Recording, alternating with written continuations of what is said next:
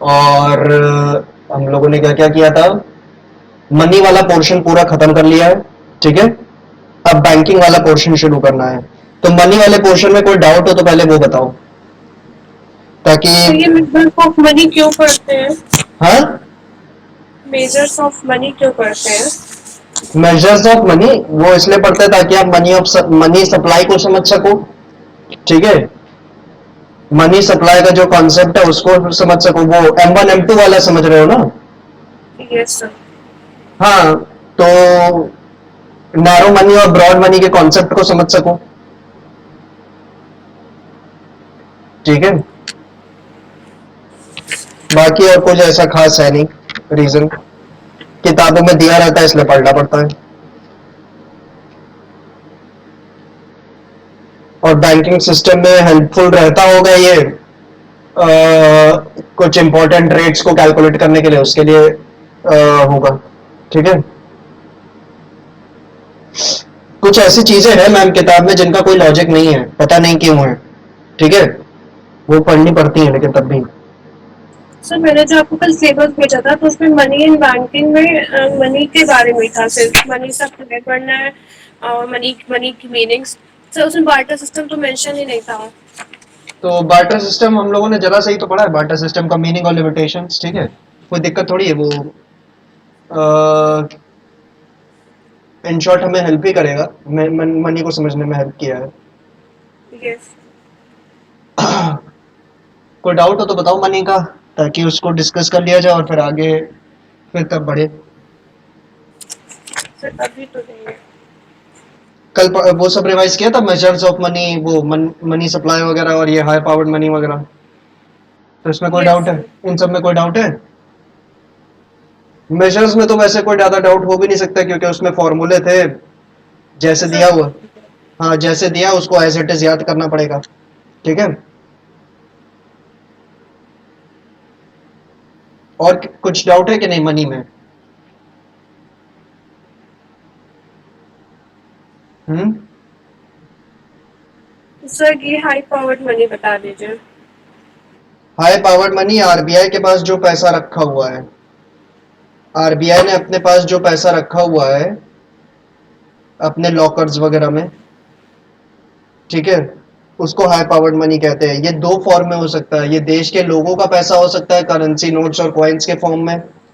ठीक है, क्योंकि देश के लोग भी कभी कभार आपातकालीन सिचुएशंस में, मैंने बताया था जैसे नोटबंदी के समय आरबीआई में जाके पैसा जमा कर देते हैं, तो उनका पैसा भी हो सकता है जो जमा हो यहाँ पे। प्लस बैंक्स का भी बैंक्स जो डिपॉजिट लेते हैं, जैसे बैंक ने 1,000 रुपए डिपॉजिट लिया, तो उसमें से एक सर्टेन परसेंटेज आरबीआई कह देता है कि हमारे पास जमा करवा के रखो। ये ऐसा नहीं है कि आरबीआई का हो जाएगा ये पैसा, लेकिन आरबीआई अपने पास जमा रखवाता है ताकि जब जरूरत पड़े ले लेना। लेकिन अपने पास जमा इसलिए रखवाता है ताकि इस पैसे के ऊपर कुछ प्रॉफिट कमा सके वो। ठीक है, इस पे कुछ ब्याज व्याज कमा के आखिर आरबीआई को भी तो फंक्शन करना है ना।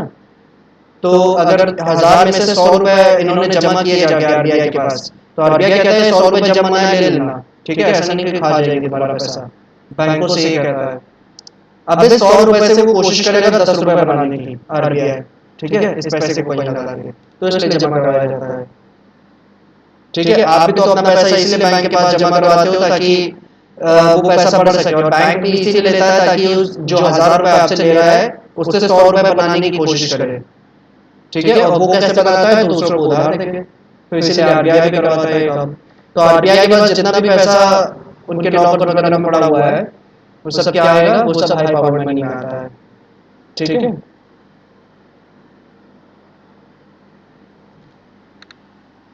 हेलो। हेलो। यस। हाँ ठीक है, क्लियर है।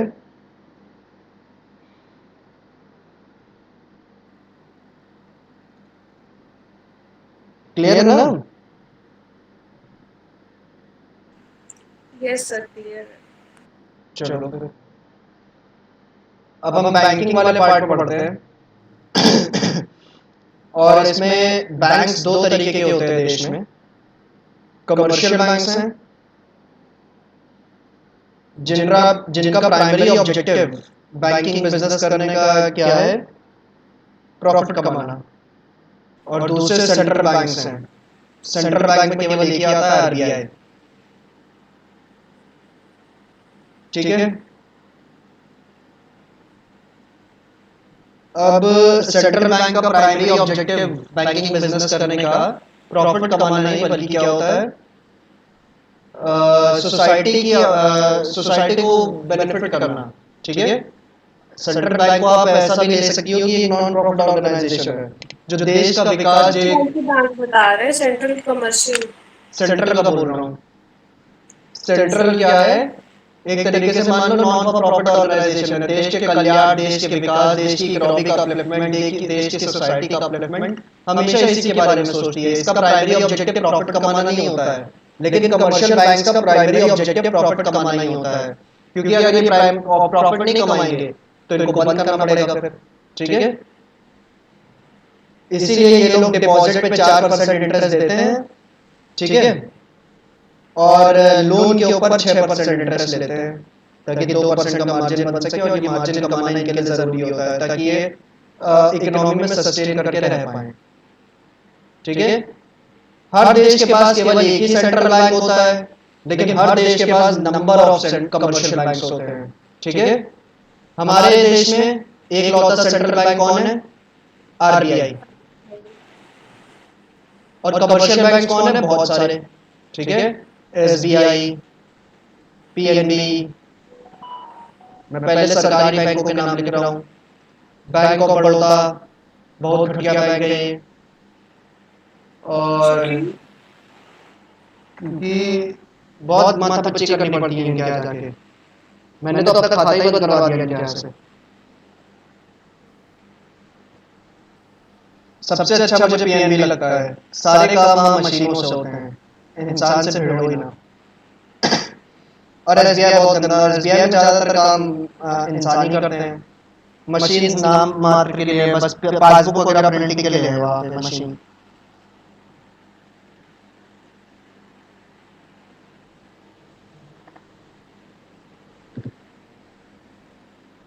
बैंक ऑफ बड़ौदा और कौन कौन सा है सरकारी बैंक, ये जो सेंट्रल बैंक्स वगैरह हैं, central bank of Maharashtra, central bank of India, ये सब सरकारी बैंक्स हो गए। कुछ प्राइवेट बैंक्स की बात करें तो एचडीएफसी। ठीक है। लोन वगैरह लेने के लिए लोग एचडीएफसी काफी लेते हैं, एचडीएफसी से, आईसीआईसीआई से काफी लेते हैं, yes bank, axis bank, UCO bank. हाँ ये सब एक्सेट्रा एक्सेट्रा। ठीक है। हर वो इंस्टीट्यूशन जिसके नाम के आगे बैंक लगा है वो कमर्शियल बैंक है इंडिया में। प्राइवेट बैंक नहीं है ना? हाँ, यूको बैंक प्राइवेट बैंक है। यूको जहां तक प्राइवेट है, अगर कुछ डाउट है गूगल पे आप डाल के देख सकते हैं, इज यूको बैंक प्राइवेट? जहां तक प्राइवेट ही है वो बैंक।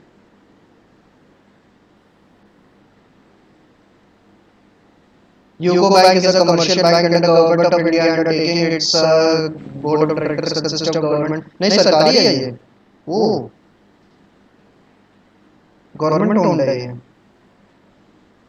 सर मुझे लगा ये सरकारी। ये कैसे? इससे इससे फीलिंग ही नहीं आती है कि ये सरकारी होगा। खैर पता नहीं, शायद किसी का खाता होता है इसमें। मेरे को सर लगा एक्चुअली उस पे बहुत कम सुनने को मिलता है यूको बैंक का। हाँ, सर यूको बैंक का बहुत ज्यादा कम सुनने को मिलता है। कंफर्टेबल मतलब? अरे मतलब मैं कह रही हूँ बहुत कम सुनने को मिलता है यूको बैंक में किसी का खाता हो। हाँ, वो इस वजह से ना, क्योंकि ब्रांचेस बहुत दूर दूर है। आलमबाग में एक ब्रांच है ही नहीं इसकी,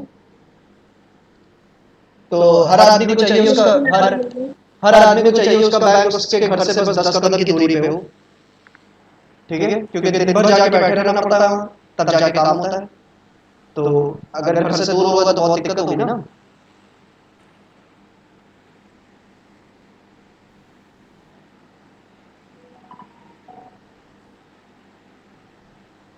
एक्सिस बैंक बहुत वो कर रहा है, एक ऐसा प्राइवेट बैंक है जो काफी मतलब प्रोग्रेस कर रहा है।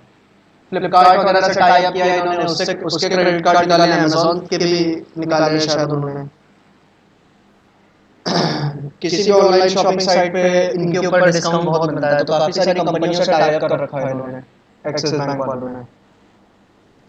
ठीक है, सबसे पहले हम लोग कमर्शियल बैंक के बारे में पढ़ेंगे, कोशिश करेंगे आज कमर्शियल बैंक के बारे में खत्म कर लें। प्राइमरली हमें दो कमर्शियल बैंक्स का मतलब हमें समझना है, जो कि आप समझ चुकी हो, ठीक है, कि कमर्शियल बैंक प्रॉफिट अथॉरिटी का ऑर्गेनाइजेशन होते हैं जो कि बैंकिंग बिजनेस करते हैं for the purpose of making profits, ठीक है। और दूसरा हमें फंक्शंस देखने हैं सारे, ठीक है, कमर्शियल बैंक्स के, बस यही हमारे सिलेबस में है। और फंक्शंस में एक बहुत इंपॉर्टेंट फंक्शन है कमर्शियल बैंक्स का, वो है क्रेडिट क्रिएशन, ठीक है। फंक्शंस में ही, कमर्शियल बैंक्स के फंक्शंस में ही चार फंक्शंस होते हैं, चार में से एक है क्रेडिट क्रिएशन का फंक्शन, जो कि बहुत इंपॉर्टेंट है, जो अपने आप में कॉन्सेप्ट है, ठीक है, तो वो भी हमें देखना है। सर ये कहाँ पर है? किताब में होगा आपकी, ढूंढ नहीं पा रही होगी, ठीक है। तो ये करते हैं, कमर्शियल बैंक्स के फंक्शन देखना शुरू करते हैं। सबसे पहला फंक्शन, हाँ बोलो। अरे मैं ढूंढ लूँ। अरे ढूंढो, मैं आ रहा हूँ जरा, एक second.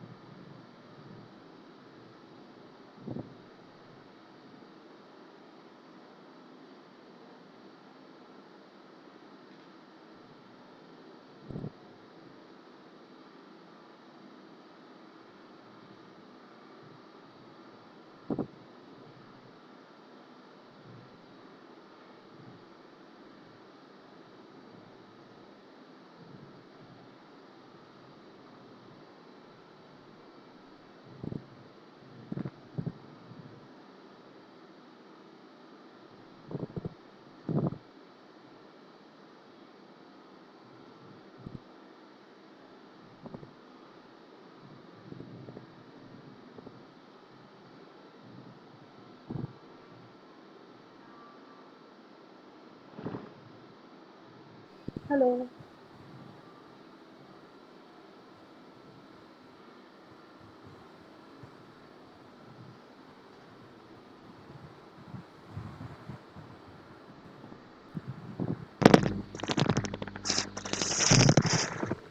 Hello, yes sir.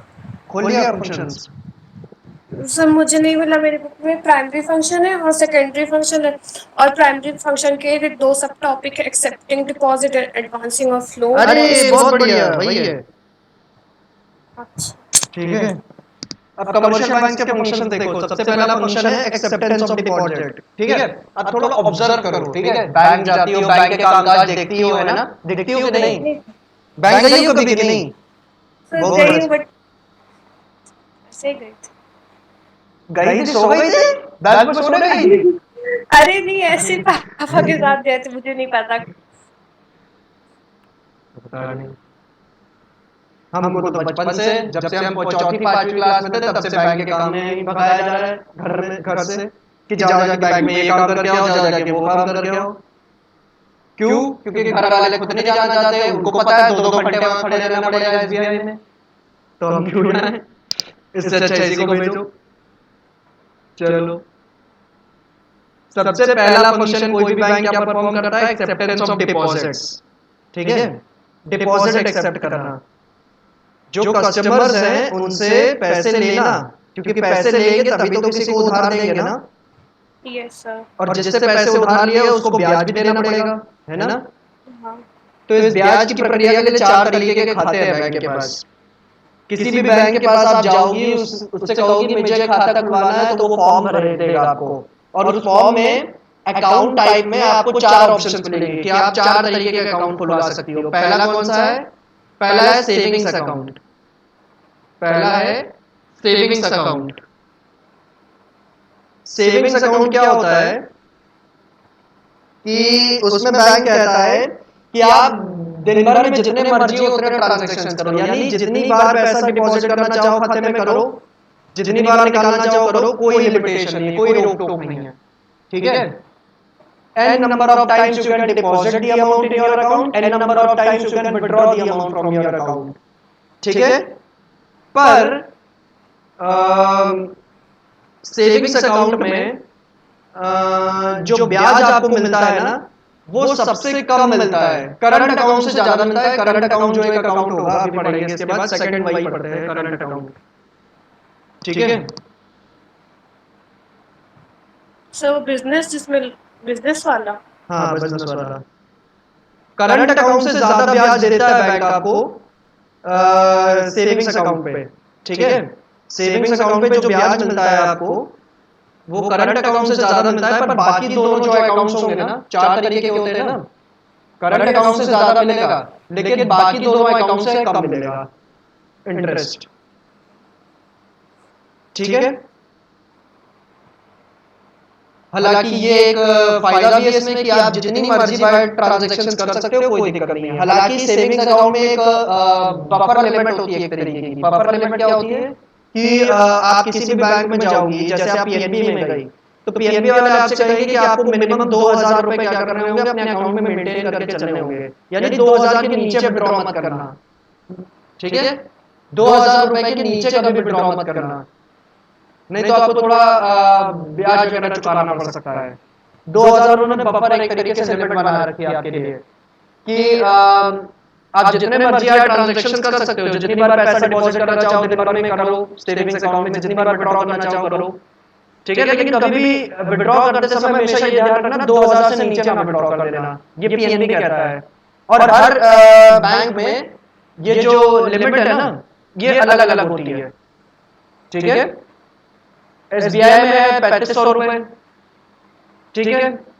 HDFC में है 5000 रुपए, और मेरे ख्याल से सेंट्रल बैंक में भी 2500 ऐसे ही कुछ है, ठीक है। क्लियर है? Yes sir. हाँ, इसको बैंकिंग टर्म्स में, टेक्निकल वर्ल्ड में क्या कहते हैं वो मैं जरा दिमाग से निकल गया है, ठीक है। लेकिन आप इसको समझ सकते हो तरीके से, बफर लिमिट है, इससे नीचे आप कभी विड्रॉ नहीं कर सकती हो, ये आपको मेंटेन करके चलना है ये बैलेंस, ठीक है, हमेशा अपने खाते में, इसको कहते हैं वो लोग, ठीक। क्लियर है बात? तो सेविंग अकाउंट का मतलब समझ में आ गया। करंट अकाउंट का मतलब हमने उस दिन थोड़ा बहुत समझा ही था कि करंट अकाउंट किसी भी इंडिविजुअल के नाम पे नहीं खुल सकता, शगुन मिश्रा या माधुरी व्रत मिश्रा, इन सब के नाम पे नहीं खुल सकता। आपको एक बिजनेस स्टार्ट करना पड़ेगा और अपने बिजनेस के नाम पे खुलवाना पड़ेगा करंट अकाउंट, ठीक है। वो केवल एक बिजनेस के नाम पे ही खुल सकता है करंट अकाउंट, तो जाहिर सी बात है इसमें कुछ फीचर्स ऐसे दिए जाएंगे जो केवल बिजनेसेस को सेक्टर के लोगों को बिजनेसेस को ही देना चाहिए, बिजनेस सेक्टर के लोगों को। तो फीचर क्या है इसमें?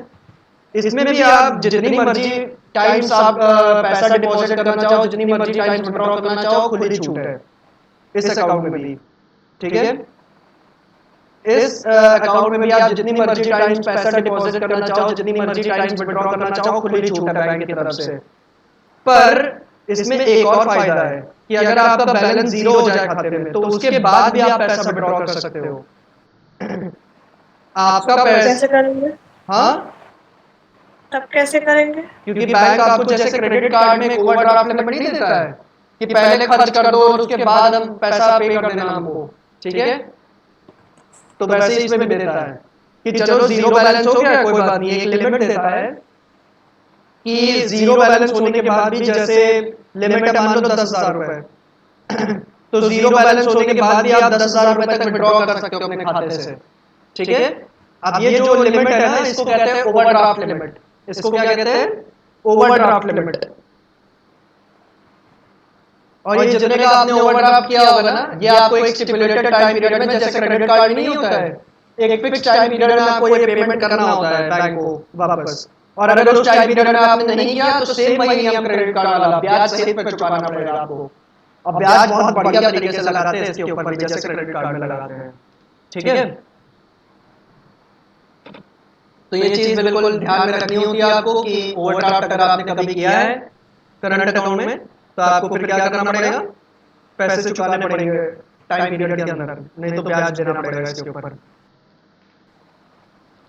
ठीक है, ब्याज की बात करूं, जो इंटरेस्ट मिलता है मतलब सेविंग अकाउंट में जो इंटरेस्ट मिलता था वो करंट अकाउंट से ज्यादा मिलता था, लेकिन बाकी दोनों अकाउंट से कम मिलता था। करंट अकाउंट में ब्याज मिलता ही नहीं है बिल्कुल, 0% इंटरेस्ट देता है बैंक आपको। 99.99% केसेस में 0% इंटरेस्ट मिलता है। ठीक है, करंट अकाउंट पे। लेकिन कभी कभार बैंक थोड़ा दयावान हो जाए तो 1% तक का इंटरेस्ट दे देता है। ठीक है, 99.99% केसेस में 0% इंटरेस्ट ही मिलता है आपको करंट अकाउंट पे पैसा जमा करने में, करंट अकाउंट में। लेकिन कभी कभार कोई दयावान बैंक हो या मान लो कोई नया नया बैंकिंग बिजनेस में आया हो तो कस्टमर्स को अट्रैक्ट करने के लिए 1% तक का इंटरेस्ट दे देता है करंट अकाउंट के ऊपर। ठीक है, तो सर जमा क्यों करेंगे हम पैसा? आप समझ नहीं रही हैं। फिर अगर आप ये केवल इंटरेस्ट वाला साइड देख रही हैं कि आपको इंटरेस्ट कितना मिलेगा, तो आप ये गेम नहीं समझ रही हैं ना। बैंक ने ये स्कीम लॉन्च ही क्यों की है करंट अकाउंट की? बिजनेसेस के लिए। और बिजनेसेस को ब्याज कमाने से ज्यादा किसके ऊपर इंटरेस्ट रहेगा? ये जो ओवरड्राफ्ट मिल रहा है उसके ऊपर ज्यादा इंटरेस्ट रहेगा। कि कौन सा बैंक ज्यादा ओवरड्राफ्ट देता है वो उस बैंक के पास खुलवाएंगे अपना करंट अकाउंट। ठीक है, यस सर। इंटरेस्ट का तो कोई मतलब ही नहीं है। ठीक है, क्योंकि बिजनेस साइड, बिजनेस सेक्टर के लोगों को इंटरेस्ट थोड़ी लेना देना, उनको तो क्रेडिट से लेना देना, उनको तो पैसा उधार चाहिए ताकि बिजनेस कर सके।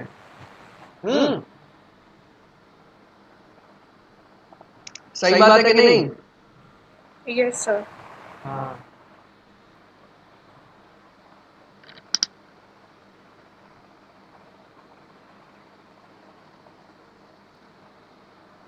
सर सर्विस चार्जेस क्या होते हैं किसमें? इसी करंट बैंक में? वो बैंक टू बैंक डिफर करते हैं। ज्यादातर बैंक ज्यादातर बैंक आजकल जीरो सर्विस चार्ज लगा रही हैं। ठीक है, सर करंट अकाउंट डिपॉजिट में एक पॉइंट है, बैंक डू नॉट पे any interest on these accounts, rather banks impose service charges for हाँ रनिंग दीज। वो मैं कहता तो हूँ, सर्विस चार्ज तो मैम सेविंग्स अकाउंट पे भी होते हैं जो नॉर्मल नहीं है अकाउंट है आपके, उसमें भी सर्विस चार्ज तो कटते ही हैं। मतलब आपसे एसएमएस चार्ज लिया जाता है आपका, एसएमएस करने के लिए जो डेबिट कार्ड अगर आपने लिया है तो उसके लिए चार्ज लिया जाता है। ठीक है, तो ये सब चार्ज तो होते हैं। डेबिट कार्ड आप हटा भी दो तो एसएमएस चार्ज तो वैसे भी काटते हैं। और करंट अकाउंट में तो काफी सारी मेंटेनेंस वगैरह भी आपकी लगती है चार्जेस की। आप हो सकता है लॉकर फैसिलिटी भी लेते हो तो उसके चार्ज भी लिए जाते हो। ठीक है, तो करंट अकाउंट को मेंटेन करने के सर्विस चार्ज बैंक लेता है। लेकिन आजकल कई बैंक्स कस्टमर्स को अट्रैक्ट करने के लिए जीरो सर्विस चार्ज की स्कीम्स निकाली हैं उन्होंने कि वो सर्विस चार्ज नहीं लेंगी करंट अकाउंट पे। ठीक है, वो इंटरेस्ट नहीं देंगी, 0% इंटरेस्ट दिया जाएगा। और ओवरड्राफ्ट के ऊपर वो लोग इंटरेस्ट का रेट हल्का सा बढ़ा के रखते हैं दूसरे लोगों से, ताकि एक बार कोई ओवरड्राफ्ट की पेमेंट लेट करे तो उनसे इंटरेस्ट अच्छा बन पाए। सर्विस चार्ज कई बैंकों ने आज की डेट में 0 रुपीज कर दिया है, ठीक है। लेकिन कई सारे बैंक्स हैं जो सर्विस चार्ज लेते हैं करंट अकाउंट के ऊपर, ठीक है। पर्टिकुलरली आप बड़े बड़े बैंक देख लो, एसबीआई, पीएनबी, ये सब तो लेते होंगे सर्विस चार्ज, ठीक है, ओवरड्राफ्ट के ऊपर, करंट अकाउंट के ऊपर, ठीक। लेकिन जो कुछ छोटे बैंक्स हैं, छोटे बैंक से इसका मतलब जिनके पास उतना बड़ा कस्टमर बेस नहीं होगा, जैसे कि मैं कहूँ यस बैंक ले लो, ठीक है। यस बैंक के पास तो अच्छा बेस है, यस बैंक में तो मेरे पापा का ही अकाउंट है। पता नहीं, छोटे से मुझे याद भी नहीं आ रहा है, ऐसा कोई बैंक ही नहीं लग रहा है देश में जो छोटा हो, ठीक है। डिफॉल्ट ले लो, कोई भी ऐसा बैंक जो छोटा हो, वो क्या कर लेगा, सर्विस चार्ज वो इग्नोर कर देगा। चलो हम आपके अकाउंट को मेंटेन करने के लिए, क्योंकि करंट अकाउंट की मेंटेनेंस करने के लिए भी बैंक को काफी माथापच्ची करनी पड़ती है, तो उसके लिए वो सर्विस चार्ज ले लेता है, ठीक है।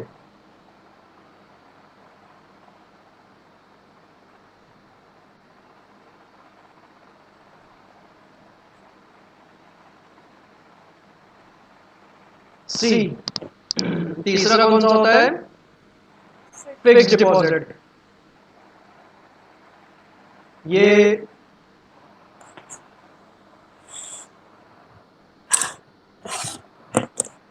देश के 90% लोग जो इन्वेस्टमेंट करते हैं, एफडी 90% लोग करते हैं, ठीक। तो एफडी में क्या होता है, बैंक कहता है आप एक बार में हमको सारा पैसा दे दो, जितना देना है एफडी में, एफडी करना है ना आपको, एक बार में सारा पैसा दे दो जितने का आपको एफडी करना है। तो आपने कहा ठीक है, ऐसा करो, 50,000 रुपए दे रहा हूं, इसकी एफडी कर दो। तो बैंक कहेगा बढ़िया है। बैंक कहेगा कितने समय के लिए एफडी करना है ये बताओ, आप कहोगे 1 साल के लिए कर दो, ठीक है। बैंक ने आपने पूरा पैसा दे दिया 50,000 रुपए, बैंक ने कहा कितने साल के लिए एफडी करना है, आपने कहा 1 साल के लिए कर दो। बैंक कहेगा बढ़िया है, 1 साल बाद आना और 1 साल बाद आना और ब्याज सहित पैसा ले जाना, ठीक है। 1 साल बाद आना, ब्याज सहित पैसा ले जाना। लेकिन इस 1 साल के दौरान आप इस पैसे में से एक भी रुपया विड्रॉ नहीं कर सकते हो अपने खाते से, और ना इसमें कुछ ऐड कर सकते हो, ठीक है। अगर दूसरी एफडी करनी है तो उसके लिए अलग से सर्टिफिकेट वगैरह लो, अलग फॉर्म भरो, वो अलग एफडी होगी, उसका अलग एफडी नंबर होगा, ठीक है। लेकिन ये वाली जो एफडी है, ये 50,000 रुपए आपके लॉक हो गए ना, इसके अंदर अब आप कुछ ऐड कर सकते हो ना, इसमें से कुछ विड्रॉ कर सकते हो ना, 1 रुपया ऐड कर सकते हो ना 1 रुपया विड्रॉ कर सकते हो अगले 1 साल के लिए। 1 साल बाद ये एफडी खुल जाएगी, तब आप अपना पैसा ब्याज समेत वापस ले सकते हो, या तो फिर इस एफडी को और आगे बढ़ा सकते हो। 2 ऑप्शन मिलेंगे आपको, या तो एफडी को और आगे बढ़ा दो, या तो अपना पैसा विड्रॉ कर लो। और फिक्स्ड डिपॉजिट के ऊपर बैंक सबसे ज्यादा इंटरेस्ट रेट देता है। फिक्स्ड डिपॉजिट करने के ऊपर बैंक सबसे ज्यादा इंटरेस्ट रेट देता है, क्योंकि आप समझ रही होगी क्यों ऐसा, क्योंकि बैंक ने आपके पैसे को एक तरीके से 1 साल के लिए अपने पास जब्त कर लिया है। 1 साल या 2 साल, कई लोग तो 5-5 साल की एफडी करवा लेते हैं एक बार में, तो 5 साल के लिए पैसा जब्त कर लिया है। अब उस पैसे के साथ बैंक कुछ भी कर सकता है, कहीं भी इन्वेस्ट कर सकता है आराम से, क्योंकि उसको पता है कि जितना पीरियड है उस एफडी का, उस पीरियड तक ये कस्टमर हमारे पास वापस नहीं आएगा, ठीक है, पैसा विड्रॉ करने के लिए, ठीक है। जो टर्म पीरियड है एफडी का, वो पीरियड पूरा होने से पहले कस्टमर हमारे पास वापस नहीं आएगा, तो तब तक हम इस पैसे का यूज करके कुछ ना कुछ कमाई कर सकते हैं, ठीक है। तो एफडी के ऊपर सबसे ज्यादा इंटरेस्ट रेट ऑफर करता है बैंक, ठीक है, हाईएस्ट इंटरेस्ट रेट इसी के ऊपर ऑफर करता है एफडी में। सरस है, यस सर। चलो। सर ये नॉन चेकेबल डिपॉजिट क्यों बैंक को बोला जा रहा? का सर इसको बोला जा रहा है they are non checkable deposit. Non checkable deposit, हाँ, non checkable deposit, fixed deposit को। हाँ, नॉन चेकेबल डिपॉजिट उसका नाम लिखा होगा, पता नहीं किस कंटेक्स्ट में लिखा है। इसका मतलब पूरा आपको एक्सप्लेन कर दिया कि आप ना उसमें कुछ ऐड कर सकते हो ना विड्रॉ कर सकते हो अगले एक साल के लिए। एक साल के लिए आपका पूरा पैसा लॉक इन हो गया है, ठीक है। उसको अब आप छेड़ नहीं सकते बिल्कुल। अब वो बैंक के पास है अगले एक साल के लिए, जो भी टर्म पीरियड है उस एफडी का, और उसके बाद जब वो टर्म पीरियड पूरा होगा तो आपको पूरा पैसा ब्याज सहित मिलेगा, या तो फिर आपके पास ऑप्शन रहेगा उसको आगे भी बढ़ा सकते हो, ठीक है। नॉन चेकेबल पता नहीं किस किस में कौन सा, ये चेकेबल ये वाली स्पेलिंग लिखी है कि ये वाला है चेकेबल, पहला वाला दूसरा वाला? पहला वाला। पहला वाला। तो नॉन चेकेबल उस कंटेक्स्ट में क्या होगा कि जैसे सेविंग अकाउंट में आप चेक लगा के पैसा विड्रॉ कर लेते हो या चेक लगा के किसी को पैसा ट्रांसफर कर सकते हो, वैसा एफडी में नहीं हो सकता, ठीक है। क्योंकि एफडी जिस सेविंग अकाउंट के वो बता दीजिए फीचर्स, मैं लिख लूँ। हाँ सर वो सेविंग डिपॉजिट वाला फिर से बता दीजिए।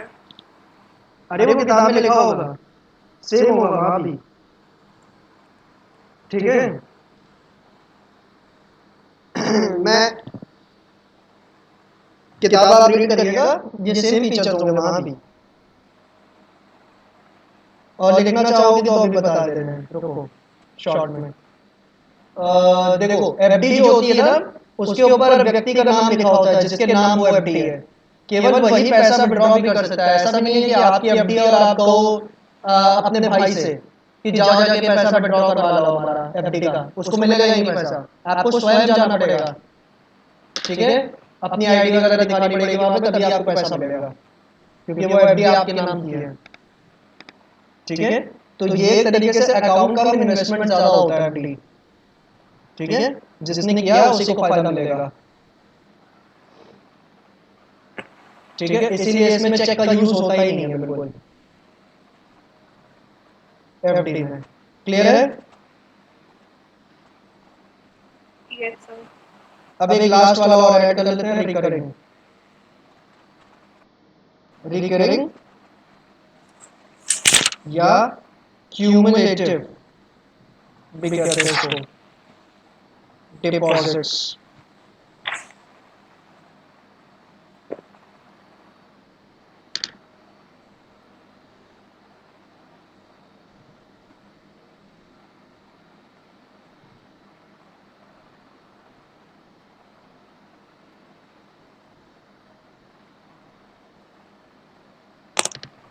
ठीक है।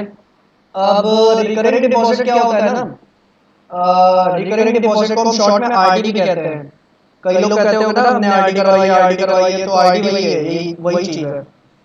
तो अब देखो आरडी में क्या होता है कि आप बैंक के पास गए, आपने बैंक से कहा हमें आरडी करवानी है, तो बैंक कहेगा कितने रुपए की आरडी करवानी है, कितने महीने कितने रुपए आप हर महीने जमा करना चाहते हो। तो हम कहेंगे हम 1000 रुपए महीना जमा कर सकते हैं, तो बैंक कहेगा ठीक है हम आपकी 1000 रुपए महीने की आरडी कर लेते हैं, कितने समय तक जमा करोगे पैसा। तो आपने कहा हम 2 साल तक पैसा जमा करेंगे, ठीक है। तो दो बातें हुई है ना हमारी बैंक के साथ, हमने कहा बैंक से कि हम 1000 रुपए महीना जमा करेंगे, हर महीने आगे 1000 रुपए देंगे आपको, और 2 साल तक देते रहेंगे लगातार, ठीक है। तो बैंक ने कहा ठीक है 1000 रुपए महीना जमा करना आ गया हमारे पास, 2 साल तक लगातार हर महीने आगे जमा करना, 2 साल बाद हम आपको जो आपका टोटल पैसा है ब्याज समेत लौटा देंगे, ठीक है। तो हम 1000 रुपए हर महीने जाके बैंक के पास जमा करेंगे पूरे 2 साल तक, 2 साल तक यानी पूरे 24 महीने तक जमा करते रहेंगे, और 24 महीने में कितना पैसा हो जाएगा, 24,000 रुपए हमने जमा कर दिया बैंक के पास। अब इस 24,000 के ऊपर जितना भी 2 साल का ब्याज बनता है वो ब्याज या जोड़ के बैंक रीपेमेंट कर देगा 2 साल बाद, ठीक है। ये जो अकाउंट है ये है आपका रिकरिंग या क्यूमुलेटिव डिपॉजिट अकाउंट, जहां पे आप डिपॉजिट क्या करते हो, हर मंथ जाके अमाउंट जमा करते हो बैंक के पास, हर मंथ जाके बैंक के पास अमाउंट जमा करते हो, और विड्रॉ कब कर सकते हो, जब आरडी का टाइम पीरियड पूरा हो रहा है उसी के बाद विड्रॉ कर सकते हो अमाउंट, बीच में विड्रॉ करना यहाँ पे भी अलाउड नहीं है फिक्स्ड डिपॉजिट की तरह, ठीक है। इस पे जो इंटरेस्ट बैंक ऑफर करता है वो फिक्स्ड डिपॉजिट से कम है, लेकिन सेविंग और करंट से ज्यादा है। इस पे जो इंटरेस्ट रेट बैंक ऑफर कर रहा है वो फिक्स्ड डिपॉजिट से कम है, पर जो सेविंग्स और करंट से ज़्यादा होता है, ठीक है? क्लियर है मैम? Yes sir. चलो आज की डेट की बात करूं मैम, आज के समय पे देखो हर बैंक का तो मुझे पता नहीं, लेकिन ऑन एन एवरेज बात करूं, इतने सारे तो बैंक है तो सबका तो पता हो नहीं सकता, लेकिन ऑन एन एवरेज बात करूं तो सेविंग्स पे आजकल के समय चल रहा है इंटरेस्ट रेट 2.5% का, ठीक है? रिकरिंग पे ले लो 4% का, फिक्स डिपॉजिट पे ले लो 5.5% का, और इस पे तो आप जानते हो 0% का। ये इंटरेस्ट रेट आजकल चल रहा है मार्केट में, ठीक है, ऑन एन एवरेज। क्लियर है?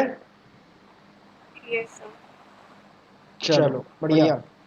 सर सेविंग्स में कब मनी जाके वो हाँ डिपॉजिट करती है? फिर से बोलो, समझ में नहीं आया। सेविंग्स में कब जाके मनी डिपॉजिट करते हैं? सेविंग्स में जितनी मर्जी टाइम से डिपॉजिट करो, दिन भर में आपका 10 दफा मन कर रहा है 10 दफा जाके डिपॉजिट करो, 10 दफा विड्रॉ करने का मन कर रहा है करो, कोई दिक्कत नहीं है। Okay sir. Okay,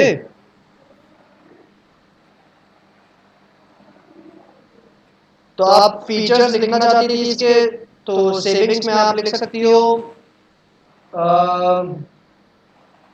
you can deposit and withdraw the amount any number of times during the day, ठीक है?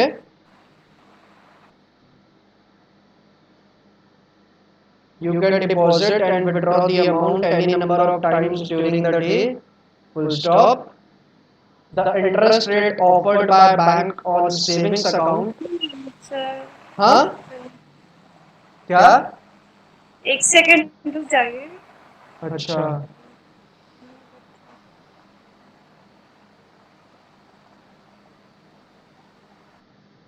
हाँ नेक्स्ट पॉइंट क्या बता रहे थे? the interest rate offered by banks on saving account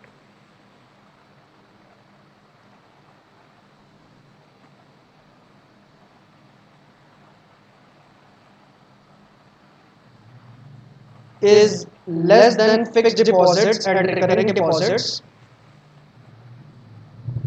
but more than current account deposits.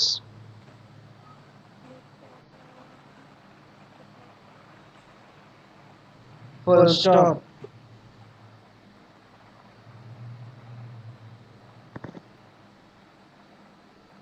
Sir जब current में कुछ मिलना ही नहीं है तो ऑब्वियसली वो ज्यादा होगा ही उससे।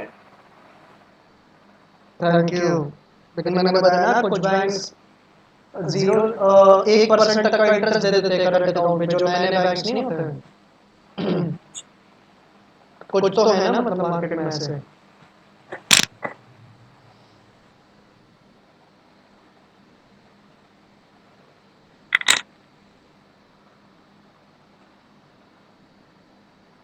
और करंट अकाउंट और इन सब के लिए भी लिखा हूँ कुछ, लिखवा दीजिए। चलो लिखो। करंट अकाउंट के लिए लिखो you can deposit and withdraw amount any number of times during the day, वही वाली लाइन लिख लो फुल स्टॉप लगा के। ये तो सेम है इसमें।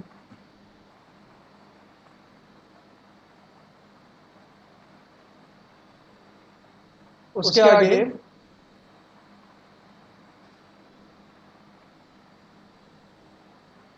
you can withdraw the amount even after there is a zero balance in the account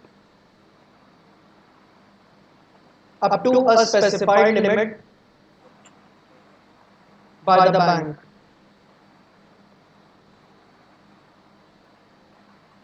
You can withdraw the amount even after zero balance up to a specified limit by the bank.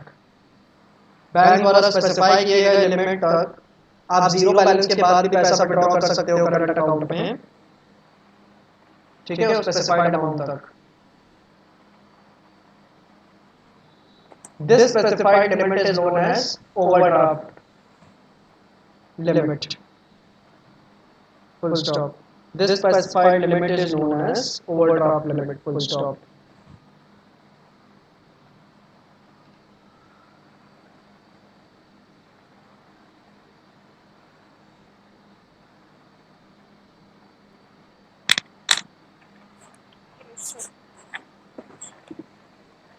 The rate of interest offered by banks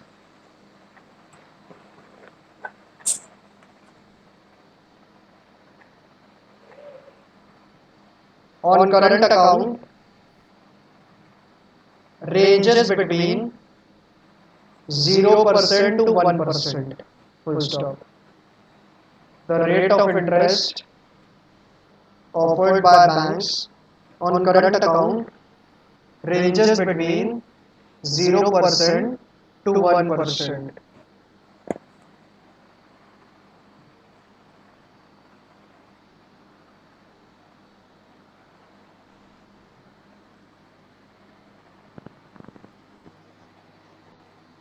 एक line और एक point और add कर सकते हैं इसमें Banks charge interest on overdraft on on नहीं, when there is a delay in payment of overdraft. Full stop. Banks charge interest on overdraft when there is a delay in payment of overdraft. Full stop. ठीक है?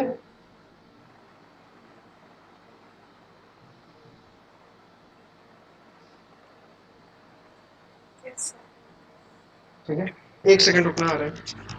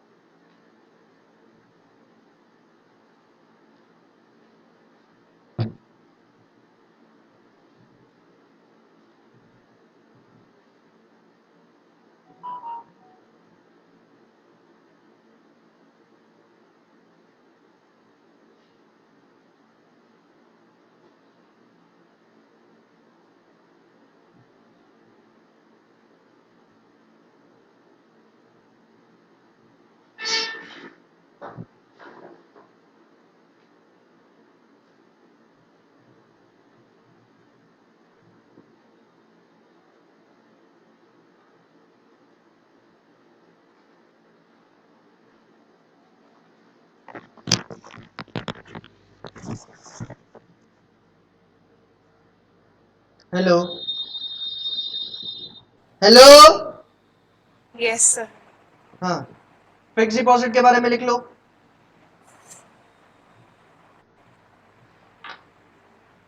In fixed deposit,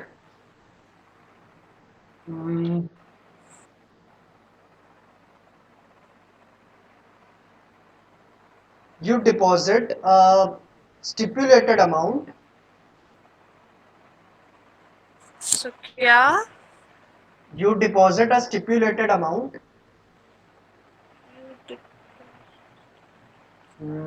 क्या कहेंगे इसको?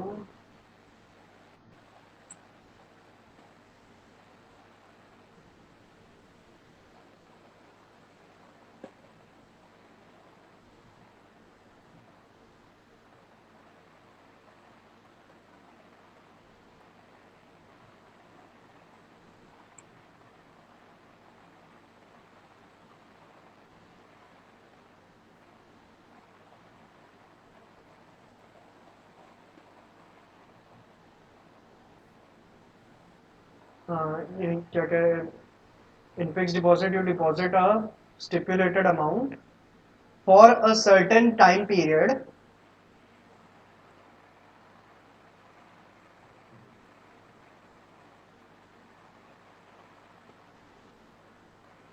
at a certain rate of interest offered by banks.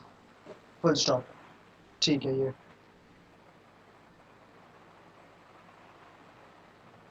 In fixed deposit, you deposit a stipulated amount for a certain time period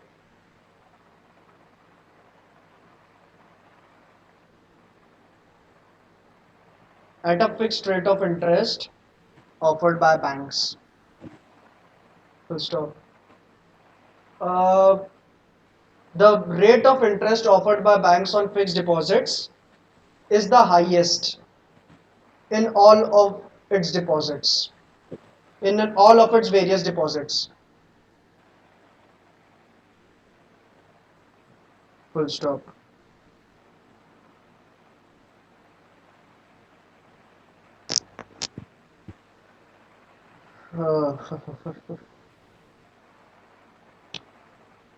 In fixed deposits, the rate of interest offered by banks is the highest in all of its deposits. Full stop. अब आखिरी वाला recurring deposit बोले, अरे बोले, हाँ बता दिया करो.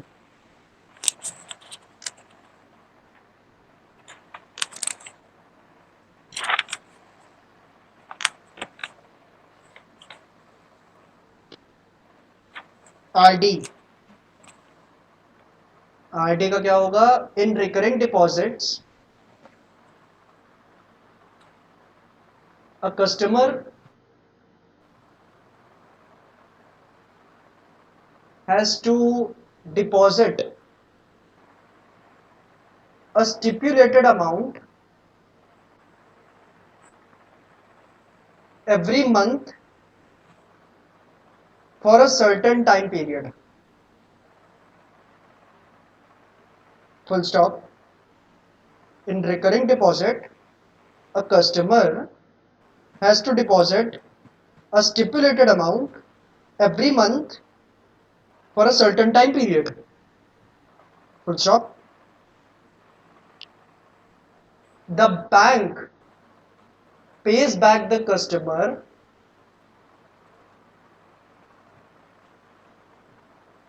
along with interest after the stipulated time period is over.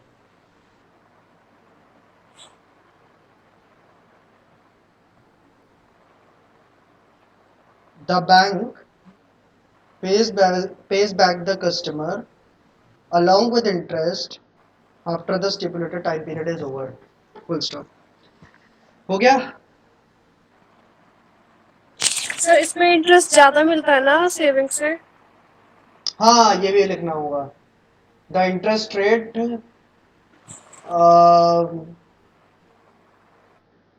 offered by banks on recurring deposits is the second highest or only less than fixed deposits.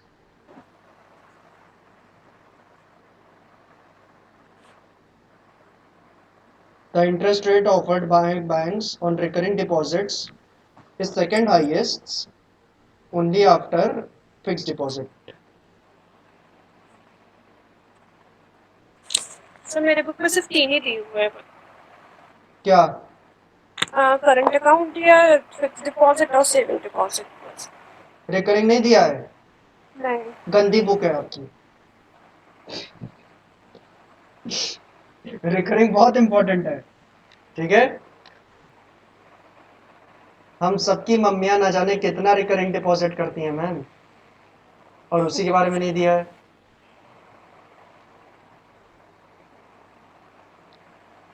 Second, अच्छा ये तो पहला फंक्शन होता है किसी भी कमर्शियल बैंक का, डिपॉजिट्स लेना. डिपॉजिट्स लेने के बाद ये लोग क्या करते हैं? अपनी कमाई का रास्ता ढूंढते हैं, और उनकी कमाई कैसे हो सकती है? बाय एडवांसिंग ऑफ लोन्स, ठीक है, लोन्स देके, जिसको लोन की जरूरत हो उसको लोन देके, उस तरीके से अब बैंकों की कमाई होगी। तो बैंक्स प्राइमरली 4 तरीके के लोन्स देते हैं। पहला है short term loan. Short term loan क्या होता है? छोटे टाइम पीरियड के लिए अगर लोन दिया जा रहा है ना, तो उसको शॉर्ट टर्म लोन कहते हैं, ठीक है। मतलब जो रीपेमेंट का पीरियड है वो छोटा है, ज्यादा लंबा नहीं है, प्राइमरली समझ लो 1 साल के अंदर का है रीपेमेंट का पीरियड, तो वो शॉर्ट टर्म लोन कहलाता है, ठीक है। Second, cash credit. बहुत इंपॉर्टेंट है ये कॉन्सेप्ट कैश क्रेडिट का, ठीक है। कैश क्रेडिट का ये कॉन्सेप्ट काफी इंपॉर्टेंट है, क्योंकि पेपर में कई बार 2 नंबर में पूछा जा चुका है। कैश क्रेडिट होता क्या है? कैश क्रेडिट भी एक तरीके का लोन है जो कि बैंक्स ऑफर करती हैं बिजनेसेस को, लेकिन उसके वो लोन की अमाउंट देने के बदले बैंक्स क्या करती हैं, बिजनेसेस के कुछ सिक्योरिटी कोलैटरल के तौर पे गिरवी रख लेती हैं, ठीक है। सिर्फ बिजनेस को देती है ये, हाँ, कि जो कैश क्रेडिट सिर्फ बिजनेस को ही मिलता है? कैश क्रेडिट हाँ बिजनेस को ही मिलता है, ठीक है। अब शॉर्ट टर्म ये क्या कहते हैं सर, आप कहेंगे सर गिरवी रखवाने की परंपरा तो किसी भी लोन में होती है, कैश क्रेडिट में क्या है? कैश क्रेडिट में एक खास चीज है, किसी भी लोन में हमेशा जो बड़े बड़े एसेट होते हैं, जो बड़े बड़े एसेट होते हैं जिसको फिक्स्ड एसेट कहा जाता है, अकाउंट्स की भाषा में उसको फिक्स्ड एसेट कहा जाता है, जो बड़े बड़े एसेट होते हैं जो लंबे पीरियड तक चलते हैं हमारे पास, जिनको हम लंबे पीरियड के लिए खरीदते हैं, ठीक है। कुछ ऐसी चीजें होती है ना जिनको हम लंबे टाइम पीरियड के लिए खरीदते हैं, यानी लंबा टाइम पीरियड समझ लो कि हम ये मान के चलते हैं कि ये साल भर से ज्यादा हमारे पास रहेंगे, ठीक है, उसको कहा जाता है फिक्स्ड एसेट अकाउंट्स की भाषा में। और जिन एसेट्स को हम ऐसा मान के खरीदते हैं कि वो सिर्फ साल भर के अंदर ही खत्म हो जाएंगे, साल भर से ज्यादा ये नहीं चल पाएंगे, उनको हम कहते हैं करंट एसेट्स, ठीक है। इसको क्या कहते हैं? फिक्स्ड एसेट, और इसको कहते हैं current asset. Sir fixed asset के कुछ एग्जांपल, जैसे लैंड, बिल्डिंग, मशीनरी, प्लांट, ये सब चीजें क्या है, इनको खरीदा किस लिए जाता है कि 1 साल से ज्यादा चलेंगे, है ना। सर एक सेकंड रुकिए।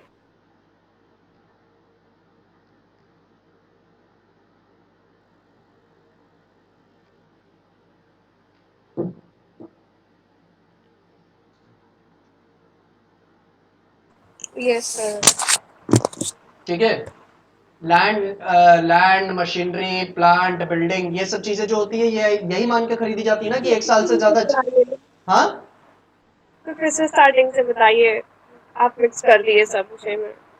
मिक्स क्या कर दिया, हम तो बड़े अच्छे से बता रहे थे, आप बीच में पता नहीं कहाँ घूमने निकल गई थी, तो आप खुद ही भूल गई। फोन निकल गए, हाँ, फोन गिर गया था सर।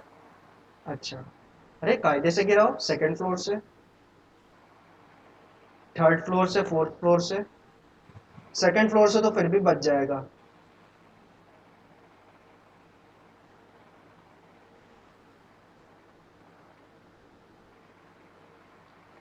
देखो अगर मैंने लोन लिया है, अगर किसी बिजनेस को लोन लिया है और उसने ये फिक्स्ड एसेट को गिरवी रखा है बैंक के पास, तो वो नॉर्मल शॉर्ट टर्म या लॉन्ग टर्म लोन हो सकता है, ठीक है। सर जो हम लोग लोन लेते हैं वो शॉर्ट टर्म लोन्स में आएंगे? नहीं, शॉर्ट टर्म और लॉन्ग टर्म इस हिसाब से डिसाइड आता है कि अगर लोन का रीपेमेंट साल भर के अंदर करना है तो वो शॉर्ट टर्म लोन है, लेकिन अगर लोन का रीपेमेंट साल भर के बाद करना है तो वो लॉन्ग टर्म लोन है। रीपेमेंट के ऊपर डिपेंड करता है कि वो शॉर्ट टर्म है कि लॉन्ग टर्म है। अगर रीपेमेंट साल भर के अंदर करना है तो वो शॉर्ट टर्म लोन है, अगर रीपेमेंट साल भर के बाद करना है तो लॉन्ग टर्म लोन है। अब अगर किसी बिजनेस ने अपने फिक्स्ड एसेट्स को गिरवी रख कर, फिक्स्ड एसेट्स कौन से एसेट्स हैं जो कि साल भर से ज्यादा चलेंगे आपके पास, ठीक है। जो एसेट्स आप खरीदती हो ये मान के कि ये 12 महीने से ज्यादा आपके पास चलेंगे, वो फिक्स्ड एसेट होते हैं। और जिन एसेट्स को आप खरीदती हो ये मानते हुए कि वो साल भर से कम चलेंगे आपके पास, वो होते हैं करंट एसेट। जिन एसेट को आप खरीदती हो ये मानते हुए कि वो साल भर से ज्यादा चलेंगे आपके पास, वो होते हैं फिक्स्ड एसेट्स। और जिन एसेट को आप खरीदती हो ये मानते हुए कि वो साल भर से कम चलेंगे आपके पास, वो होते हैं करंट एसेट्स। अब अगर बिजनेस लोन ले रहा है फिक्स एसेट को गिरवी रख के, तो वो शॉर्ट टर्म या लॉन्ग टर्म लोन होगा, डिपेंडिंग अपॉन रीपेमेंट कैसा है उसका। रीपेमेंट साल भर से ज्यादा का है तो लॉन्ग टर्म लोन है, अगर साल भर से कम का है तो शॉर्ट टर्म लोन है। ठीक है। लेकिन अगर कोई भी बिजनेस ये करंट एसेट्स को गिरवी रख के लोन ले रहा है तो वो कैश क्रेडिट ले रहा है, फिर उसको कैश क्रेडिट कहा जाएगा। ठीक है। अगर सर करंट एसेट में कौन कौन से आएंगे? करंट एसेट्स में जैसे आते हैं डेटर्स। डेटर्स यानी अगर किसी व्यक्ति ने आपसे पैसा उधार लिया, उसको रीपेमेंट करना है आपको, तो वो व्यक्ति जो है, उस व्यक्ति से जो पैसे लेने हैं उसको कहते हैं डेटर्स। स्टॉक आपका जो है, ठीक है, इन्वेंटरीज जो है, ठीक है। और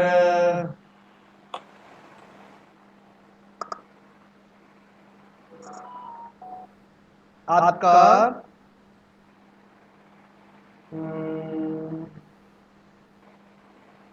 कोई भी शॉर्ट टर्म इन्वेस्टमेंट जो आपने किया हो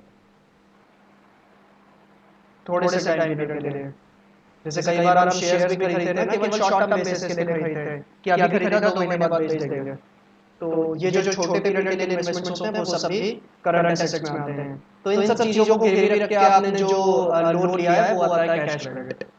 ठीक है। सर जिसमें वो सब गोल्ड और वो सब कर रखते हैं। गोल्ड अगर देखो तुरंत रीपेमेंट, मतलब पर्पस कितने पीरियड के लिए होल्ड करना चाहते हो उसको, उसके ऊपर डिपेंड करता है। अगर उसको 12 महीने से ऊपर होल्ड करने के लिए रखा है, लिया है गोल्ड, तो फिर वो फिक्स्ड एसेट है।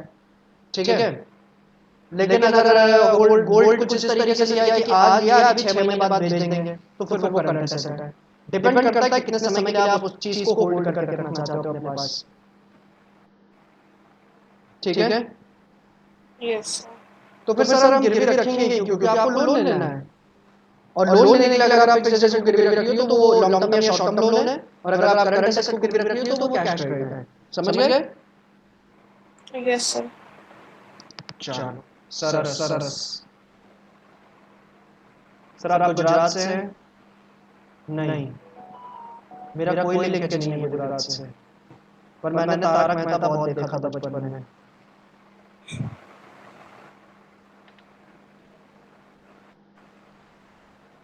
Third, overdraft. ये तो आप समझ चुकी हो क्या होता है ना? अभी करंट सर अकाउंट में डिमांड लोन क्या होते हैं? हाँ डिमांड लोन्स। Demand loans. हाँ डिमांड लोन्स क्या होता है? डिमांड लोन्स मीनिंग पढ़ो उसकी क्या लिखी है, ये कहाँ है? सर जैसे आपने बताया एडवांसिंग लोन्स में कैश क्रेडिट आ गया, शॉर्ट टर्म लोन्स आ गए, तो मेरी बुक में लिखा है कैश क्रेडिट लोन्स के बारे में, demand loans and short term loans. Cash credit के बारे में उसकी एक्सप्लेनेशन में लिखा है डिमांड लोन्स। हाँ डिमांड लोन्स नहीं नहीं, एडवांसिंग लोन्स में 3 सब टॉपिक्स हैं, cash credit, demand loans and short term loans. अच्छा, डिमांड लोन्स ओवरड्राफ्ट फैसिलिटी को तो नहीं लिखा है ये? सर लिखा है demand loans refer to those loans which can be recalled on demand by the bank at any time. The entire sum of demand loan is credited to the account and interest is payable on the entire sum. कहाँ लिखा था? ये कहीं ना कहीं overdraft जैसा ही है कि, लेकिन हाँ, डिमांड लोन वो ये कह रहा है कि एक ऐसा लोन है जो कि बैंक ने अप्रूव किया है आपको कि वो कभी भी दे सकता है आपको, लेकिन क्योंकि बैंक के हाथ की चीज है तो कभी भी वो डिसअप्रूव भी कर सकता है आपको। ठीक है। और इस लोन का जो भी रीपेमेंट होगा वो इंटरेस्ट सहित करना पड़ेगा आपको। ठीक है। ये है, तो कहीं ना कहीं ये ओवरड्राफ्ट जैसा ही है।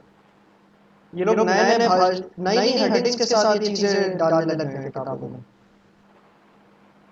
कितना आसान सा है ओवरड्राफ्ट। ओवरड्राफ्ट में क्या था, यही हो रहा था ना कि आपने जीरो बैलेंस के बाद जो भी विड्रॉ किया है स्टिपुलेटेड अमाउंट तक जो बैंक ने बताया है, जैसे कि 10,000 रुपए बता दिया बैंक ने, तो 10,000 रुपए तक जैसे आप विड्रॉ कर सकते हो जीरो बैलेंस के बाद। तो ये पैसा क्या होगा, आपको एक फिक्स टाइम पीरियड के अंदर पे करना होगा बैंक को, नहीं तो इंटरेस्ट सहित पे करना पड़ेगा बाद में। ठीक है। और इसी को कहते हैं ओवरड्राफ्ट फैसिलिटी। और ये 10,000 रुपए भी एक तरीके से आप लोन ही ले रहे हो बैंक से ना, इसीलिए एडवांसिंग ऑफ लोन्स में आ रहा है। ठीक है। अब जरा वो डिमांड लोन की डेफिनेशन पढ़ो, जो एक्सप्लेनेशन है वो पढ़ो। क्या आप समझ में आ रही है? वही था जो मैंने पढ़ा। हाँ, अब समझ में आ रही है कि नहीं वो? पढ़ो। Demand loans refer to those loans which can be recalled on demand by the bank at any time. बस, और और कुछ नहीं है? the entire sum of demand loan is credited to the account and interest is payable on the entire sum. बस। तो ये तो ओवरड्राफ्ट ही है, ठीक है। एंटायर समम क्या है कि आपके खाते में डाल दिया गया, वो ओवरड्राफ्ट जैसे ही है। बट ओवरड्राफ्ट में एक लिमिट मिली रहती है, आप अपने हिसाब से कर सकते हो, 10,000 करना चाहो 10,000 की लिमिट मिली है। तो जो आप ओवरड्राफ्ट बोल रहे हैं ना, वो सेकेंडरी फंक्शन में आ रहा है कमर्शियल बैंक के। अच्छा, इसीलिए कह रहे हैं आप बुक ले लीजिए। कौन सी है संदीप गर्ग? हाँ। कितने रुपए की है जरा ये बताओ। मैं आपको सेंड कर दूंगी। चाचा पता नहीं सर कितने की। एमआरपी नहीं लिखी है क्या उसमें? 455 455? किसी एक स्टूडेंट को ढूंढते हैं, उससे मांग लेते हैं सबसे अच्छा। देखो वो कह रहा है कि डिमांड लोन एक तरीके का ऐसा लोन है आपका कि जो कि बैंक ने अप्रूव किया आपके लिए कि आपको देगा, ठीक है। जब भी आपको डिमांड होगी, एज पर योर डिमांड, जब भी आप कहोगी तब आपके खाते में क्या कर देगा, क्रेडिट कर देगा, ठीक है। और just like any other loan आपको इसका रीपेमेंट क्या करना पड़ेगा, इंटरेस्ट सहित करना पड़ेगा, ठीक है। क्लियर है ये? लेकिन प्रैक्टिकली ज्यादा देखा नहीं गया है कभी डिमांड लोन, क्योंकि जो भी लोन्स होता है वो हर टाइप का लोन जो है वो एक टाइप का डिमांड लोन ही तो है। जब कस्टमर को चाहिए होगा तभी तो बैंक देगा और ब्याज सहित पैसा लेगा, ठीक है। क्लियर है? Yes sir. यही 2-4 लाइन की डेफिनेशन लिखी थी ना इसकी। हाँ। तो वो हम लोगों ने समझ लिया है।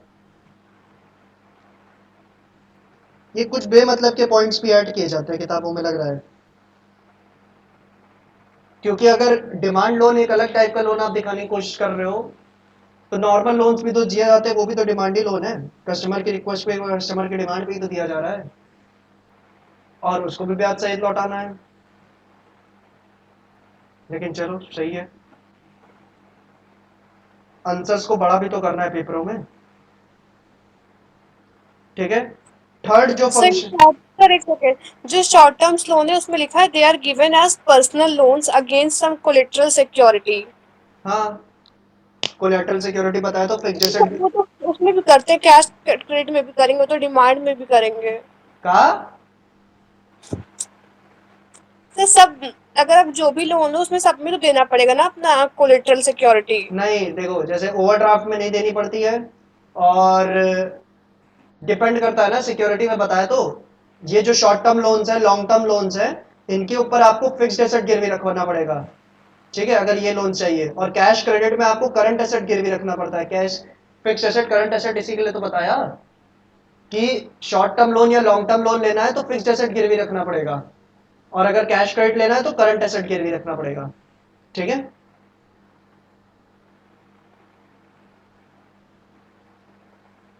समझ गई है ना? फर्क है, short term long term loan अगर लेना है तो उसके लिए कौन अलग टाइप का एसेट गिरवी रखना है, जिसको फिक्स्ड एसेट कहते हैं, जो 12 महीने से ज्यादा के लिए टाइम पीरियड के लिए हमने खरीदा होता है।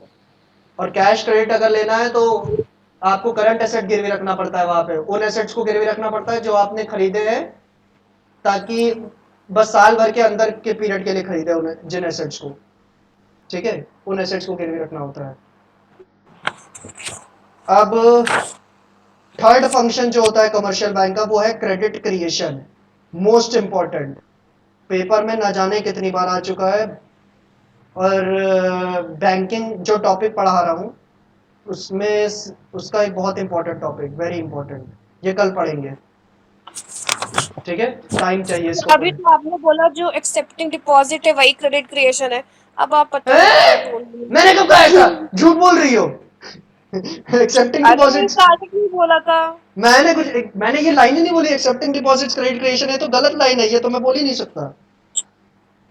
जब Ex- मैंने बोला कि मेरी बुक में ये नहीं है तो मैंने बोला कि मेरी बुक में ये सब है, तो मैंने आपने ये बोला कहा था, मैंने ये जैसे कहा मैंने था बोला जब आपने ये कहा ना कि मेरे बुक में ये नहीं है, तो मैंने कहा देखो कहीं ना कहीं होगा किताब में। हाँ, तो मैंने बोला मेरी बुक में एक्सेप्टिंग डिपॉजिट है और एडवांसिंग ऑफ लोन, तो आपने बोला हाँ हाँ हाँ, ये accepting accepting deposit. Accepting deposit में आपने कहा था ये सेविंग अकाउंट करंट अकाउंट ये चीज लिखी हुई है, तो मैंने कहा हाँ वो वही चीज है। ये आपने क्रेडिट क्रिएशन का बोला था। क्रेडिट क्रिएशन नहीं है, क्रेडिट क्रिएशन एक अलग कॉन्सेप्ट है बैंक का, ठीक है, एक अलग फंक्शन है उसका। पर मेरी बुक में तो ये भी नहीं है। क्रेडिट क्रिएशन होगा कहीं ना कहीं, ढूंढो होगा, ऐसा हो ही नहीं सकता कि ना हो। सर वो अलग से टॉपिक दिया हुआ है उसका। हाँ वो हो सकता है अलग से टॉपिक दिया हो, लेकिन वो होता बैंक का एक फंक्शन ही है, और मोस्ट इंपॉर्टेंट फंक्शन है एग्जाम पॉइंट ऑफ व्यू से। अरे सर मेरी बुक में प्राइमरी फंक्शन दिए हैं, सेकेंडरी फंक्शन दिए हैं, और वो जो प्राइमरी आपने में बताया। प्राइमरी में क्या दिया है, ये acceptance of deposit, saving current fixed recurring ये सब, हाँ और एडवांसिंग ऑफ लोन में ये तीनों लोन्स दिए होंगे। हाँ। उसके बाद सेकेंडरी फंक्शंस क्या दिए हैं? ओवरड्राफ्ट फैसिलिटी हाँ और डिस्काउंटिंग बिल्स ऑफ एक्सचेंज, हाँ, agency agency functions and general utility function. बस खत्म। हाँ हाँ। उसके आगे बढ़ो, कहीं कुछ दिया होगा क्रेडिट क्रिएशन, और सर अलग से उसके टॉपिक। आगे अलग से टॉपिक दिया है। क्रेडिट क्रिएशन ना दिया है। हाँ हाँ तो बस ठीक है, क्रेडिट क्रिएशन भी एक बैंक का फंक्शन ही होता है, ठीक है, वो अलग से लिखा होगा आपकी किताब में, कोई दिक्कत नहीं उसमें। अब चौथा होता है अदर फंक्शंस, इस अदर फंक्शंस में ही आपके सेकेंडरी फंक्शंस जो लिखे हैं आपकी किताब में वही आएंगे, जो जितने भी सेकेंडरी फंक्शंस लिखे हैं, जिसमें से एक ओवरड्राफ्ट फैसिलिटी है जो आपने समझ लिया, और क्या क्या है, दूसरा क्या था? Discounting bills of exchange. Discounting bills of exchange.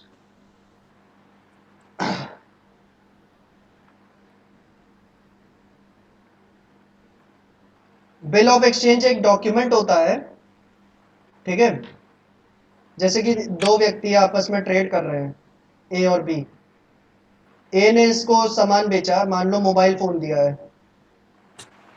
ठीक है, इस मोबाइल फोन के बनते हैं 15,000 रुपए, लेकिन ये 15,000 रुपए इसने अभी दिए नहीं। ये क्या कह रहा है कि मैं हफ्ते भर बाद दे दूंगा, ठीक है, 7 डेज के बाद पे कर दूंगा। बी ने ए से कहा कि 7 डेज बाद मैं पे कर दूंगा ये 15,000 रुपए आपको।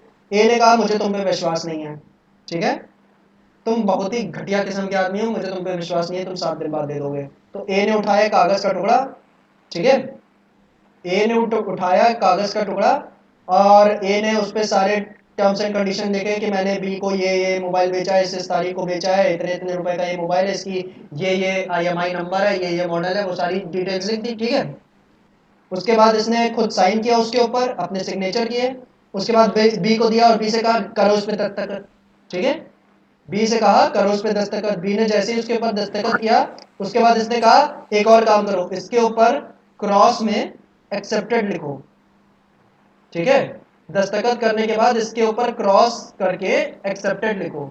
जैसे ही बी ने उसके ऊपर साइन किया और एक्सेप्टेड लिखा ना, वैसे ही वो एक नॉर्मल कागज के टुकड़े से एक बहुत ही पावरफुल डॉक्यूमेंट बन गया, जिसको कहते हैं बिल ऑफ एक्सचेंज। समझ गई?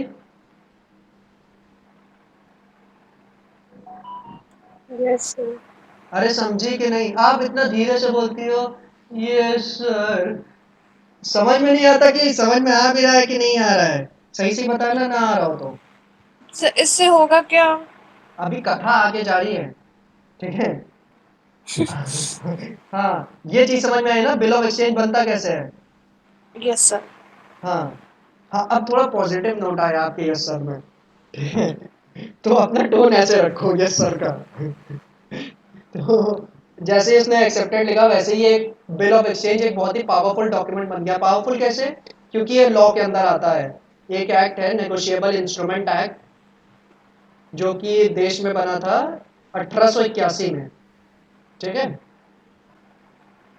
ब्रिटिशर्स के टाइम पीरियड पे बना था। तो इस एक्ट के अंदर ये कवर्ड है। तो यानी अगर अब भी कोई भी आनाकानी करेगा ना पेमेंट करने में, तो मैं इसको कोर्ट में घसीट पाऊंगा आराम से। इस बिल ऑफ एक्सचेंज के दम पे। लेकिन सर क्या अगर वो ये सब लेके मतलब भाग जाए तो भाग जाए कहीं तो और? अब देश छोड़ के भाग जाए तो वही मामला होगा फिर मालिया जैसा, ठीक है, लाने आने में मुश्किल होगी। लेकिन अगर इंडियन टेरिटरीज में कहीं भी भाग रहा है तो मैं इसको पुलिस से पकड़वा लूंगा बड़े आराम से, एफआईआर वगैरह करके, और इसको कोर्ट में चैलेंज भी कर सकता हूँ इस डॉक्यूमेंट की मदद से, ठीक है। अब मान लो क्या है कि मुझे 7 दिन तक मैं रुक नहीं पाया, मुझे 2 दिन के बाद ही क्या हुआ, पैसे की अर्जेंट नीड आ गई, मुझे 15,000 रुपए की अर्जेंट नीड आई है, 2 दिन बाद ही आ गई है नीड। तो मैं क्या गया, अपने बैंक के पास गया, ए जो है अपने बैंक के पास गया। कौन सा बैंक है इसका, एसबीआई। एसबीआई के पास गया ये, और एसबीआई से इसने कहा कि ऐसा करो, मुझे 15,000 रुपए दे दो, ठीक है, मुझे अर्जेंट नीड है इसकी, और ये बिल ऑफ एक्सचेंज ले लो, जो कि मुझे किससे लेना है, 5 दिन के बाद बी से पैसा लेना है 15,000 रुपए इस बिल ऑफ एक्सचेंज के बदले, ये अब तुम ले लेना बी से, ठीक है, तुम मुझे आज ही 15,000 रुपए दे दो। तो एसबीआई कहेगा ठीक है, तुम हमसे 15,000 रुपए ले लो, हम ले लेंगे 5 दिन के बाद बी से 15,000 रुपए, ठीक है। पर एसबीआई कहेगा क्योंकि हम तुमको 5 दिन पहले रीपेमेंट कर रहे हैं, ठीक है, हम तुमको 5 दिन पहले रीपेमेंट कर रहे हैं, तो एसबीआई कहेगा हम जरा सा छोटा सा चार्ज काटेंगे, वो चार्ज होता है नॉर्मली 20 से 40 रुपए का, वो काट लेंगे इस 15,000 में से, और बचा हुआ पैसा आपको रीपे कर देंगे। तो यही कहेगा चलो ठीक है, तो 20 या 40 रुपए, फॉर एग्जाम्पल 40 रुपए काट लेगा, तो 14,960 रुपए ए को दे देगा आज ही के दिन पे एसबीआई, और फिर 5 दिन के बाद बी किसको रीपेमेंट करेगा, एसबीआई को पेमेंट करेगा 15,000 रुपए की, ठीक है, क्लियर है।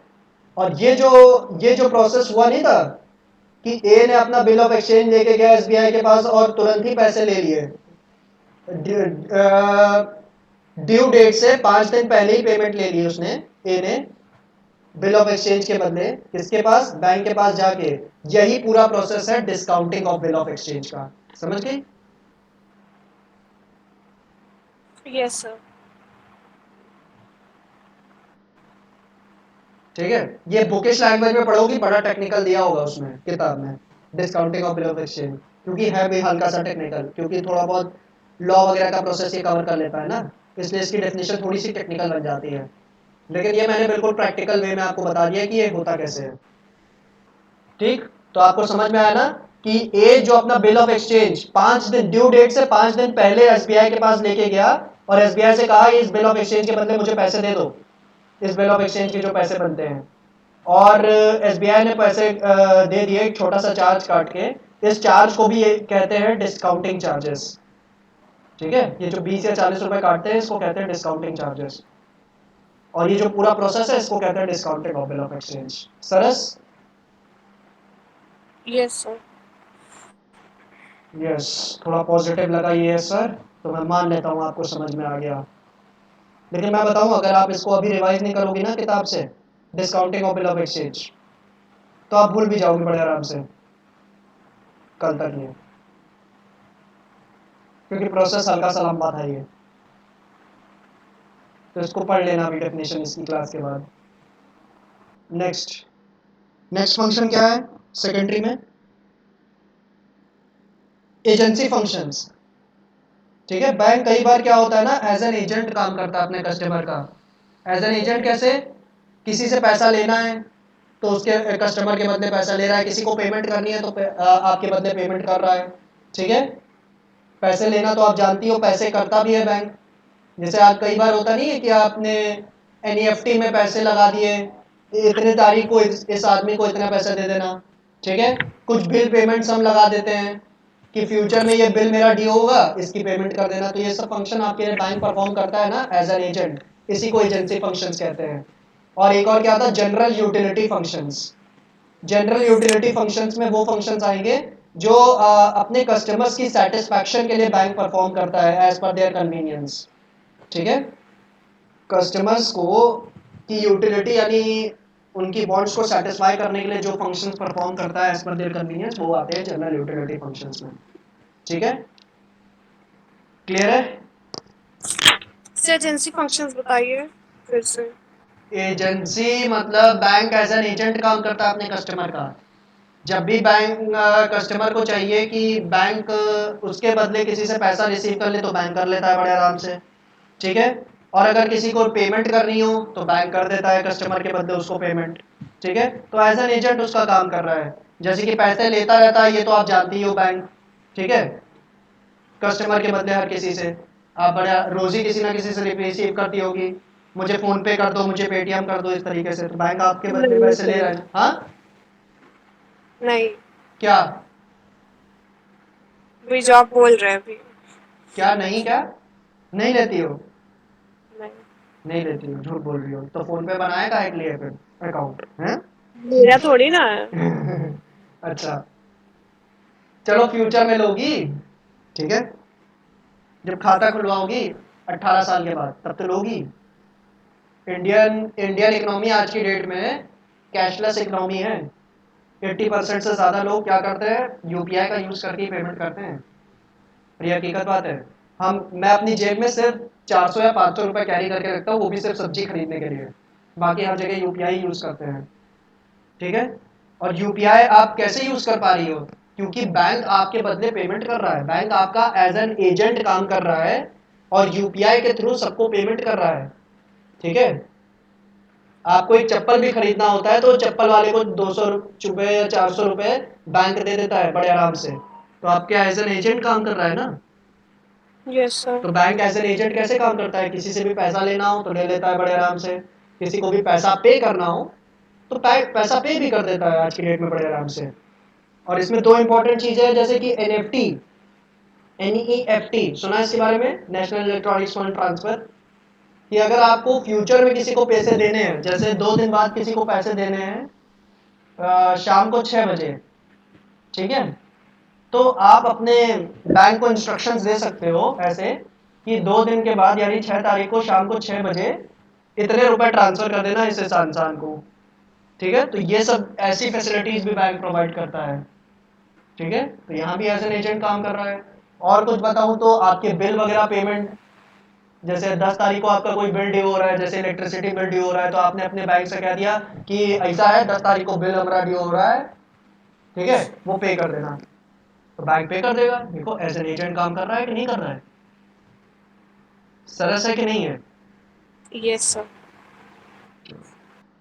तो मेरे ख्याल से चारों सेकेंडरी फंक्शंस हो गए ना आपकी किताब के हिसाब से भी।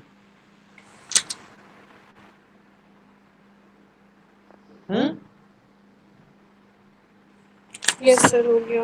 पहला आपके में ओवरड्राफ्ट लिखा हुआ है, दूसरा discounting of bill of exchange लिखा हुआ है, तीसरा एजेंसी लिखा हुआ है, चौथा जनरल रेफरेंस लिखा हुआ है। चारों हो गए ना। Yes sir. चलो फिर बढ़िया है। तो फंक्शंस आपकी किताब के हिसाब से तो फंक्शंस खत्म ही हो गए हैं, क्योंकि आपके में क्रेडिट क्रिएशन अलग से लिखा हुआ है। लेकिन एक बहुत इंपॉर्टेंट फंक्शन है क्रेडिट क्रिएशन जो बैंक परफॉर्म करता है, जिसको हम लोग कल पढ़ेंगे क्रेडिट क्रिएशन क्या होता है। और क्रेडिट क्रिएशन ही एक लौता कॉन्सेप्ट बचा है कमर्शियल बैंक्स का, उसके बाद हम लोग